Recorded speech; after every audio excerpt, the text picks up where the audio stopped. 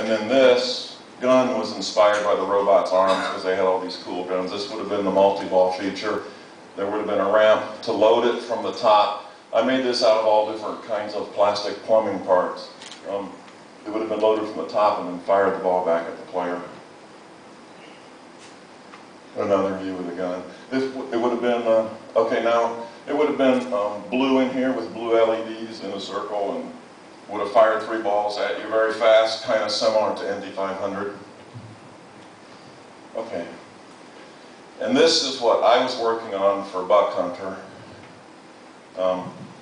This is a wheel. You can see a 2-dimensional version of the wheel back here. The wheel would turn, the new animal would be exposed, and there was, so this is my 3-dimensional version of it. Bushes would have hid the animals coming up and going down. I found these toys made in Germany, but I had stand-up targets in the front. You wouldn't hit the actual animal, you would hit the stand-up target. So this target would have, do any of you know the game Buck Hunter, the video game? Have any of you played it? So what I found was interesting about that game was that you could always increase your skill. You always tried to go for a headshot. I mean, you could always kill a deer, but you wanted to finish the game with just 1 shot. So that's what you could have done in this game. This would have been the head shot, the body shot, and the rump shot.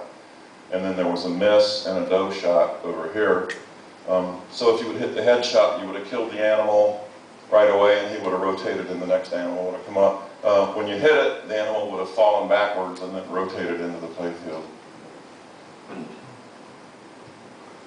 Then earlier this spring we had a get-together with Steve Kordak. I think he's 99 years old now, and so all the old Williams employees had lunch with Steve. That was a nice moment. Huh? Oh, that's Lyman Sheets, and that's Keith Johnson.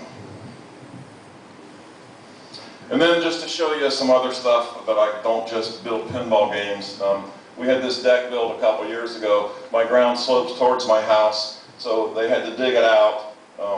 And my wife was really upset because I let it look like that for 2 years. So this spring I said, okay, I'll take care of it. So I got 3 tons of boulders, and I was going to build a stone wall along here and then a bridge to go across the dry stream bed next.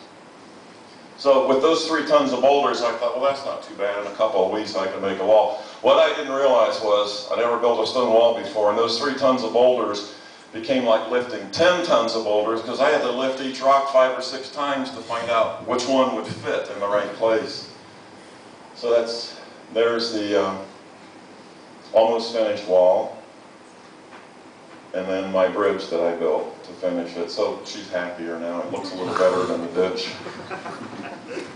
Okay, Gary. And then the other thing I'm doing is building custom doll houses. This was my first one that I built. It was a very cheap kit, but I added all the stonework on the outside. It's made of a material called paper clay. It's an air dry clay, so I sculpted each stone, glued it on. I made all the shingles by hand, glued on each one by hand, painted every stone. Okay. This is a side view. I also made leaded glass windows to fit into it. This is 1/12 scale, so it's about this wide and about this tall. And this is just a view of the inside with my stucco walls. This one's all finished. I have several others that aren't finished here. This is a real house that exists in Beverly Hills, California. It's known as the Witch's House, and I thought, that's about the coolest house I've ever seen. So I collected all the pictures of it that I could off the internet, and then I drew my own plans, so I started building my own version. And it's not finished yet, but I've got the stucco all done, and I still have to do the shingles and things on the roof and finish the windows. And then this is the inside. I made my own fireplace. It's kind of a wild wizard-looking fireplace. Then this is another one that I'm currently working on called Wizards R Us. It's a wizard store. And this one's about 2.5 feet tall. It's not finished yet. I still have to do the shingles, and the stucco up here is finished. I still have to do the